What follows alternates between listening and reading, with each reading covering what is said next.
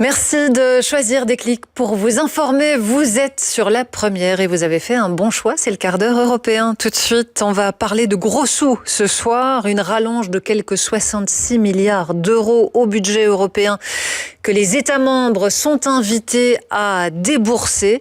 Ça les crispe, pas question. On dit plusieurs chefs d'État, dont Alexander De Croo.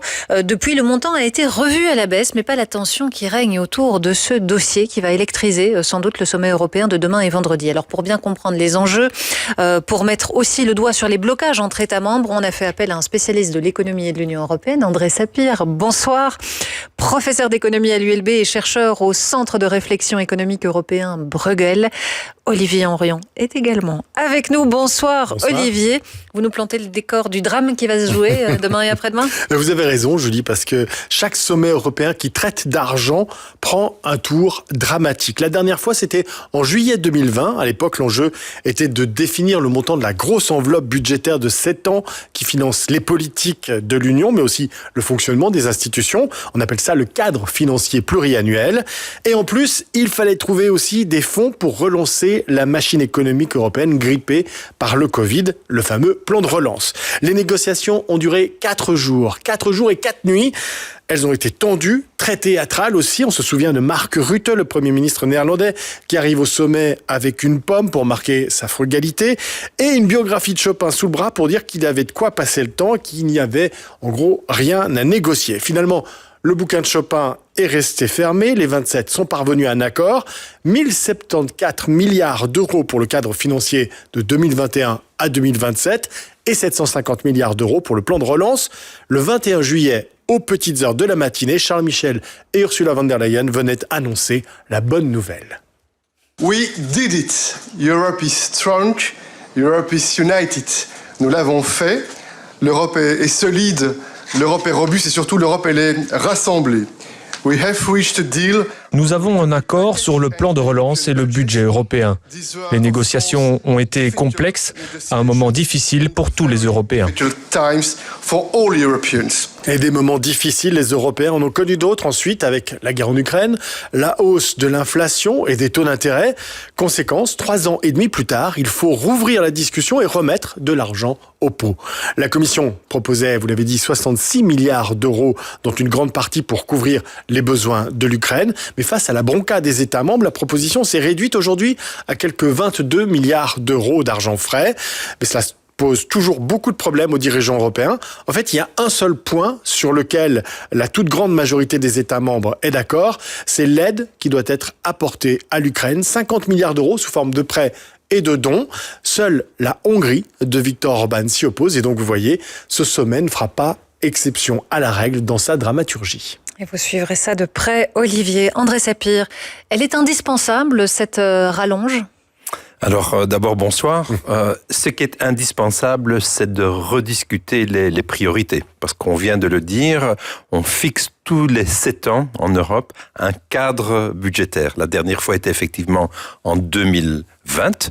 2020, beaucoup de choses se sont passées depuis lors. Et heureusement, lorsque ce cadre a été fixé, on a prévu la possibilité d'un rendez-vous à mi-parcours. Et nous y sommes. Pour réévaluer la situation. Parce que, effectivement, 7 ans, de fixer un cadre pour 7 ans sans savoir, par définition, ce qui va se passer pendant ces 7 ans, ça risque d'entraîner des difficultés. Et on y est, effectivement, certainement avec l'Ukraine. Alors, je pense que la Commission, elle a fait son travail. Elle a vu qu'il y a un problème avec l'Ukraine. Il y a, en termes budgétaires, elle a vu qu'il y a d'autres problèmes également. Par exemple, en termes climatique, en termes digital, de technologie, nous avons un retard technologique important et donc la Commission a fait un certain nombre de propositions et là, il y a différentes possibilités pour les États membres. L'une, c'est de dire oui, effectivement, la Commission nous demande 66, même peut-être à un moment plus d'euros.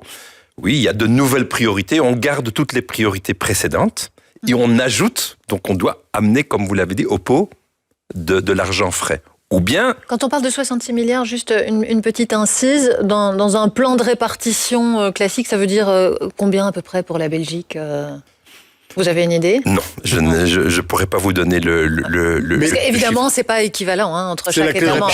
Chaque pays contribue à hauteur.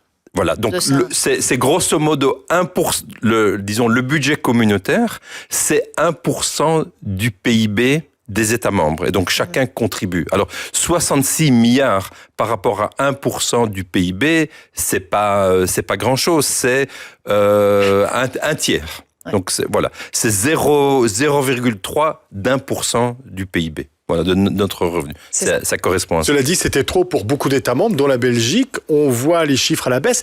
Parce qu'on a tous des difficultés budgétaires. Exactement. Et donc, qu'est-ce qui coince aujourd'hui? On nous annonce un sommet qui va durer, peut-être qui va battre le record de 4 jours, 4 nuits des précédentes négociations de 2020. Qu'est-ce qui coince entre les 27 aujourd'hui? Je pense que tout le monde est d'accord pour dire qu'il faut de l'argent pour faire face à la situation en Ukraine. Est-ce que ce sera 50 milliards? Dans les 66 milliards, il y en a 50 pour l'Ukraine. Une partie de dons, une partie de ça. Et c'est de 2024 à 2027, parce qu'évidemment, les années précédentes sont passées.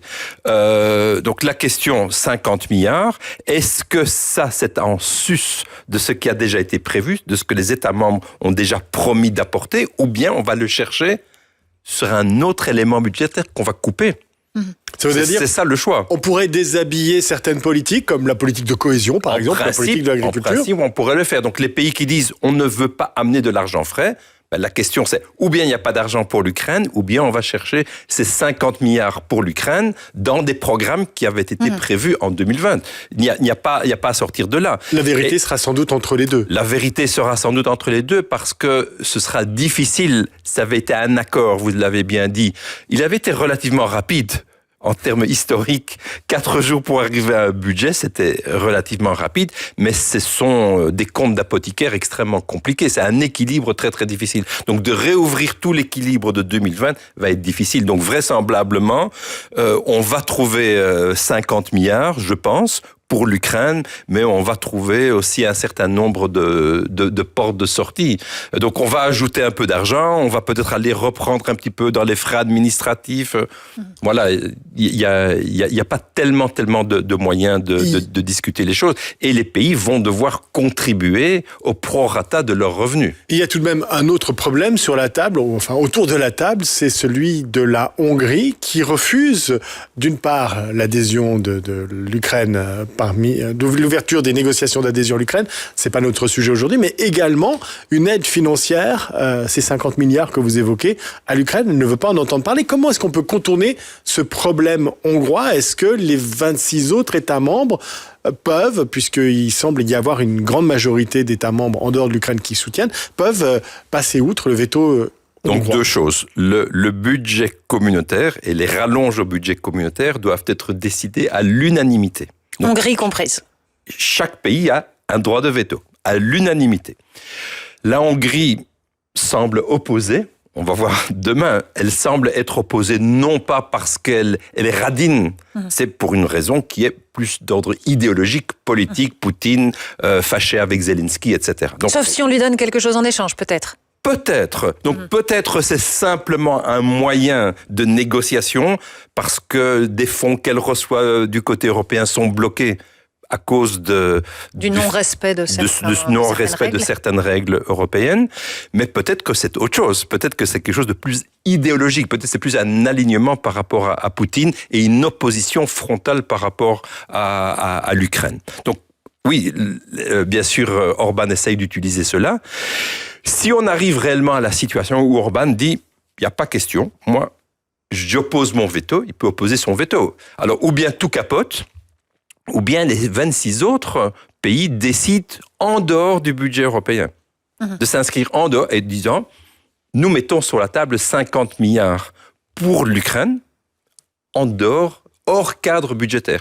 Et hors cadre budgétaire, alors il n'y a plus d'unanimité. Il n'y a plus d'unanimité nécessaire à ce moment-là. Il y a une autre question budgétaire qui agite les Européens, Olivier, c'est la réforme du pacte de stabilité. Oui, le pacte de stabilité, c'est ce corset budgétaire qui limite le déficit budgétaire à 3% du PIB et la dette à 60%. Il est censé garantir des finances publiques saines dans la zone euro. Alors, à voir le niveau d'endettement de la Belgique, de l'Italie, de la France ou de la Grèce, on se dit qu'il y a encore du boulot, que c'est pas très efficace. Mais Mais avec la crise sanitaire, ce pacte a été mis sous cloche, mais il va reprendre du service au 1er janvier. Un pacte qui devrait être réformé. Cette réforme ne sera pas forcément au cœur du sommet européen, mais elle est en train d'être négociée par les ministres des Finances européens. C'est même une course contre la montre pour tenter de le rendre le plus souple possible, le plus efficace possible avant le 1er janvier. Sauf que sur cette question-là encore, André Sapir, les Européens ne sont pas d'accord. C'est un peu le vieux clivage entre les frugaux et les autres qui ressort. Oui, donc là, on est passé de la question dont on parlait il y a un instant, qui était le budget européen, au budget de chacun des États membres. Et donc, il y a un système de contrôle des budgets, en tout cas des déficits des États membres, le pacte de stabilité et de croissance, les fameux 3% et les 60% de dette. Alors, le pacte de stabilité, ces règles budgétaires n'ont pas été respectées de manière très nette dans le passé. On a eu différentes crises, on a suspendu les règles. Oui, des périodes d'exception, d'une certaine manière. On a réellement fait une suspension. On a dû dépenser beaucoup d'argent. Crise Covid et crise énergétique. Et là, on est en train de sortir de ces crises. Et donc la question, c'est retourne-t-on aux règles précédentes qui n'ont pas été appliquées ou bien faisons-nous un amendement sur ces règles? Et là, la discussion, c'est tout le monde, je pense, est d'accord pour faire cet amendement. Tout le monde voit bien que le système précédent ne fonctionnait pas bien. Donc, une réforme est nécessaire. Mais est-ce que c'est une réforme qui implique plus de laxisme ou non? Et entre-temps, les dettes ont fortement augmenté. Et si on devait appliquer les anciennes règles qui n'étaient pas respectées mais qui étaient sur papier, aucun pays ne serait en mesure de respecter ces règles. Donc on dit, changeons les règles, rendons-les plus réalistes et peut-être plus économiques, moins comptables. Ouais, puis si on veut que les États ils donnent des sous au fonds et au budget européen, il faut qu'ils puissent les investir. Et on sait que tous les pays, l'Allemagne en tête aujourd'hui avec une crise budgétaire, sont confrontés à des difficultés. Mais en même temps, nos niveaux de dette ont fortement augmenté et on est face à un certain nombre d'échéances, y compris bien sûr l'échéance climatique, l'échéance démographique, donc de plus en plus de demandes sur nos budgets nationaux. Donc en même temps, on veut éviter d'avoir le type de crise qu'on avait eu avec la Grèce, l'Italie et d'autres pays pendant la fameuse crise des dettes souveraines de la zone euro. Donc on ne veut pas revenir là. Et en même temps, on veut avoir suffisamment d'argent pour financer les échéances Ukraine. Comment on fait pour limiter l'endettement, puisque vous l'avez dit, les taux d'intérêt repartent à la hausse, donc c'est une urgence, et en même temps dégager de l'investissement pour le changement climatique, pour d'autres sujets, sachant qu'on n'aura plus forcément les mêmes capacités budgétaires. C'est une sorte de serpent qui se mord la queue. Oui, alors disons la proposition que la Commission a fait il y a un an, qui a été un petit peu remaniée à la demande des États membres, c'est d'avoir un cadre budgétaire annuel qui s'inscrive un petit peu comme au niveau européen dans un cadre pluriannuel de 7 ans. Voilà. Donc on doit non pas regarder le budget simplement année par année, mais de s'assurer... Prendre de la hauteur. Voilà. Merci. De s'assurer qu'on ait à la fois la soutenabilité et en même temps la capacité de faire les investissements. Merci beaucoup, André Sapir, d'être venu ce soir. Merci Olivier Henrion et merci à vous de nous suivre.